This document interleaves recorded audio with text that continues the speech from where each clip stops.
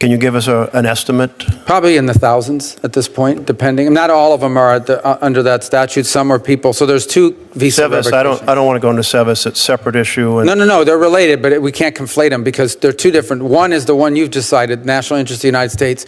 Some of the visa revocations are happening because somebody violated the terms of their visa. They dropped out of school or they got convicted of a crime or some criminal investigation. Okay. Those are separate from what you've said. So 300 in March, but now 1,000. How many under this 1952 Act? I'd have to get you a good answer, but probably under 1,000. But I'd have to get you the right answer. I don't want to speculate about the exact number. Hello, Patriots. Welcome back to SIGNAL76, the channel where we speak truth to power and defend the foundation of this great republic. Today, we're not just exposing the swamp. We're charging straight into it, floodlights blazing, flamethrowers lit, and ready to burn away the lies that have infected our system for far too long. We're going to dig deep into the calculated attacks on American sovereignty, the slow, deliberate erosion of freedom, and how we the people are standing up and fighting back against a globalist agenda that's put American lives, jobs, and values dead last. You're not going to want to miss a second of this. We're tearing down the curtains, exposing the lies, and blowing the lid clean off everything the elites don't want you to know. So do your part. Smash that like button until it turns red, white, and blue. Punch that subscribe bell, set it to all, and sound off in the comments with your unapologetic, patriotic truth. Let's get into it. Senator Merkley. Thank you very much, Mr. Chairman, and second chance to ask some questions of you today. Thank you for testifying in multiple committees. Back in March, you noted that you had revoked some 300 student visas using the 1952 Immigration and Nationality Act, which specifically says the Secretary of State can revoke a visa if an alien's activity in the U.S. would have a serious adverse foreign policy consequence. And that issue of 300, what's the number up to now? How many visas have you revoked? I don't know the latest count, but we probably have more to do. Can you give us an estimate? Probably in the thousands at this point, depending. Not all of them are at under that statute. Some are people. So there's two visa SEVIS, I don't want to go into SEVIS. It's a separate issue. No. They're related, but we can't conflate them because they're two different. One is the one you've decided, national interest of the United States. Some of the visa revocations are happening because somebody violated the terms of their visa. They dropped out of school or they got convicted of a crime or some criminal investigation. Okay. Those are separate from what you've said. So 300 in March, but now 1,000. How many under this 1952 Act? I'd have to get you a good answer, but probably under 1,000. But I'd have to get you the right answer. I don't want to speculate about the exact number. And I'll tell you, this particular thing, it does bother me. And you testified in Louisiana Immigration Court in a pretty expansive interpretation of that 52 law, saying that it could be for citizens, it extends to any non-citizen for past, current, or expected beliefs, statements, or association. And that expected really caught my mind. This power rests solely, this 1950 law rests solely with you. And your interpretation sounds like you're saying if you, the Secretary of State, think you expect someone's beliefs or statements, past, current, or future, then you can toss their visa. The visa is not a right, it's a privilege. All right, so I will just say, and then I'm going to go on to another topic. I profoundly disagree. The Fifth Amendment is very powerful in protecting citizens and non-citizens alike with due process. I know this will be adjudicated in court, but the idea that one individual could on their opinion of someone's future activity or expected activity, that one individual, being our Secretary of State, can toss somebody's visa, seems to me an extraordinary violation of due process. I won't ask you to defend it now. I'm happy to put it in writing for you to give us a follow-up and explain it better. But I do think it's a fundamental attack on freedom because due process is the guardian of the gate to keep a government from taking away people's life or liberty, and liberty is what happens when you take away a visa without due process. I want to turn to the issue my colleagues have mentioned, and that is there is a legal way to restructure the Secretary of State's department and USAID specifically. But what we saw on February 3rd was Elon Musk say, over the weekend, I tossed USAID into the wood chipper. That's a pretty profound weekend. It didn't involve consultation with Congress over the consequences. There was no rewriting of the law. There was no discussion of what funds could be delayed, frozen, redirected. And the result is different groups have estimated how many people have died to date and will die over the course of a year or a prolonged period as a result of the destruction of the weekend of February 1st and 2nd. Did Elon Musk have your support in putting USAID into the wood chipper? Well, I don't think that's a X post, or I guess you're imagining a social media post, is not a government. Not at all. That's a quote. That's what he said. Yeah, it's okay. Well, that's what he said, but that's not ultimately what happened as acting director. Is all these decisions. Did his actions have your full support? The ones that I signed off on, yes, which is the ones that happened. Of what Elon Musk did with USAID? No, but understand, these are contracts. All these contracts. Did he do it without or with your support? That's what I'm trying to understand. Well, not my support, it was my actions. His Doge team did a lot of cancellations very, very quickly, and it fired a lot of people. It wasn't clear to me whether that had your support or not. The Doge team didn't do anything. I did it. I was the one that made the decisions. I went through contracts, literally spreadsheets, line by line. I remember being in a hotel, I believe in Guatemala, going through line by line on spreadsheets of contracts that were canceled, contracts that were approved, contracts that were amended. These are all contracts. So in that case, I'll put the responsibility with you since you're taking credit for it rather than with Elon Musk. But the Boston School of Public Health has a kind of a website where they post their estimated deaths as a result of the actions that were taken to dismantle USAID. And they're updating it continuously. So you go to it, the numbers keep changing. They have a one-year estimate, but they also have what they estimate has happened to today. And as of today, they estimate that the actions taken in putting USAID in the wood chipper, child malnutrition, 53,500 more deaths. And I'm rounding off because the numbers are continuously changing. Child diarrhea, 45,400 more deaths. Child pneumonia, 59,200 more deaths. Malaria, 25,100 more deaths. So what happened that weekend has resulted in the death of hundreds of thousands of children. And the estimate for the end of this year is much, much higher. This happened because the law was not followed for consultation with Congress, analysis, bringing in experts, holding hearings.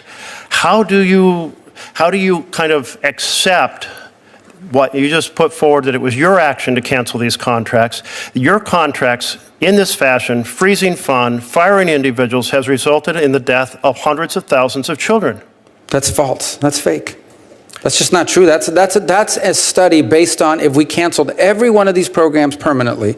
Okay, and I'm reading it right here because I'm glad you brought it up. It assumes a near total freeze in U.S. foreign aid for HIV, AIDS, tuberculosis, malaria, and other diseases. There is not a total freeze. 85% of PEPFAR recipients are receiving their care right now. But the numbers you're saying, those aren't real numbers. I understand that's what the school said in the worst case dramatic scenario. And even then, I think it's exaggerated. But there's just no evidence of the fact that, I don't remember what the numbers are, 100,000 children have starved to death in the last 4 months because the United States made reductions to USAID. Well, that first of all, is pretty atrocious. That would mean that nobody else in the world is doing anything. We're taking care of the entire planet? Well, I must say, I think your response does not fit with what the published results were, but there's other groups that have done this as well. There's a study in Nature with healthcare experts from a whole number of leading universities, and they said basically if you shut down USAID, and it may not be fully shut down, but my colleagues who follow this closely say, it's 80, 90% shut down.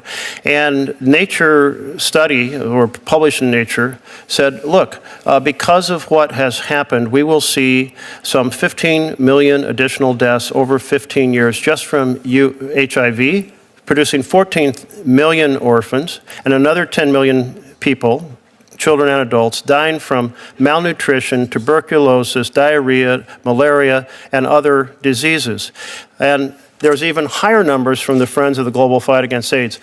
I think it's this rash shutdown without due process of law, that is not coming and doing it in collaboration with rewriting the law, freezing funds, canceling these contracts without consultation, that you have exacted enormous harm on the world.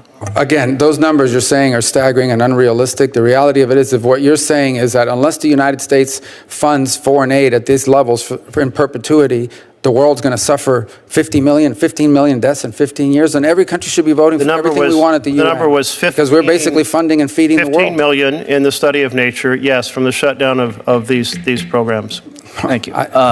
They're shrieking in D.C. Yes, shrieking, because Senator Marco Rubio had the courage to revoke student visas. The left-wing media and bureaucratic elite are losing their minds, calling it unfair or undemocratic. But we say good. Finally, someone standing up and protecting the homeland. For too long, we've allowed people into this country who don't share our values, who exploit our system, and in some cases, pose real national security threats. These student visa changes are about keeping America safe. They're about vetting who gets access to our country. And yet, critics whine about expected beliefs and future statements being grounds for revocation, as if common sense precaution is some sort of crime. Are we supposed to wait until someone commits a harmful act before we act? That's not security. That's insanity. We are at a point where prevention is essential. If someone is expected to act against the interests of America, they should be denied entry. Period. But of course, the left will twist this. They'll claim it's a due process issue. Really? Due process for foreign nationals who aren't even entitled to full constitutional protections? No. Our Constitution is for American citizens. Our government's first duty is to protect Americans, not appease global sensibilities. And then came the real explosion. The meltdown over USAID. Yes, USAID, the bloated foreign aid behemoth that's funneled billions of your tax dollars to countries that hate us. Elon Musk called it like it is, a wood chipper. And what happened? Panic. Absolute meltdown from the bureaucrats and foreign aid junkies who've gotten fat off your generosity. This agency has operated for decades with little oversight, less accountability, and next to zero benefit to the average American. But the moment someone like Senator Rubio dares to take a stand, questions the spending, freezes contracts, and redirects resources back to our people, they cry foul. Why? Because their gravy train is ending. Let's talk numbers. While these critics cite fired personnel and canceled programs, what they're really upset about is this. We're finally saying America first. And then, the left launched their favorite tactic, emotional blackmail. They trot out studies claiming millions of children will die because we scaled back foreign aid. They invoke starvation, disease, and suffering, and lay it all at the feet of those who dared to cut the checkbook off. But patriots, don't be fooled. This is psychological warfare. It's designed to guilt you into silence. The so-called studies they cite come from the same elite universities and globalist NGOs that benefit from never-ending aid. And the numbers? Laughable. They claim 15 million people will die over 15 years from the rollback of programs. But even the Nature study they quote admits this projection is based on extreme assumptions, like a near total and permanent aid shutdown. That's not reality. That's a scare tactic. Senator Rubio rightfully called these numbers false, dramatic, and exaggerated. And he's right. Because the truth is America has been carrying the world on its back for too long. And now, when we dare to say, hey, maybe other countries should step up, we're the villains? No, it's time for other nations, especially wealthy, developed ones, to take responsibility. If they care so much about global health and infrastructure, they can fund it themselves. We're not isolationist, we're realist. And realism means putting our people first. Now, they complain that this aid shift was rash, without proper consultation. Consultation with who? The corrupt bureaucrats who made the mess in the first place? The foreign lobbyists who've been leeching off U.S. taxpayers for decades? No thanks. We don't need more roundtables. We need action. And that's what Senator Rubio delivered. He made it clear.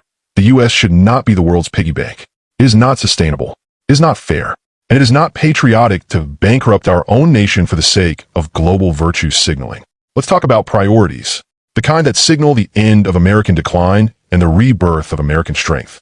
Our veterans, our border, our schools, our infrastructure. Those are the priorities. Not endless contracts to shady NGOs in failed states. This is about common sense nationalism. It's about recognizing that you can't save the world if your own house is crumbling. And it's about putting the American citizen first, not last. So let's be absolutely clear. This is the fight of our time. The forces arrayed against us, against American independence, against fiscal sanity, against basic sovereignty, are powerful, organized, and ruthless. But they're not stronger than us. We the people. We are awake. We are tired of being lied to, and we are ready to take our country back. They want you quiet. They want you ashamed. They want you compliant. At Signal76, we say, and no more. This is your call to action. Don't just watch, participate. Leave a comment. Share this video. Post it. Text it. Blast it on every platform they haven't censored yet. Let your voice echo from coast to coast. Let them hear the roar of the American people rising. Thank you for tuning in to Signal 76, your headquarters for unfiltered truth, bold patriotism, and the relentless defense of American greatness. Stay strong, stay sharp, stay proud. God bless you, and God bless the United States of America. We'll see you in the next one.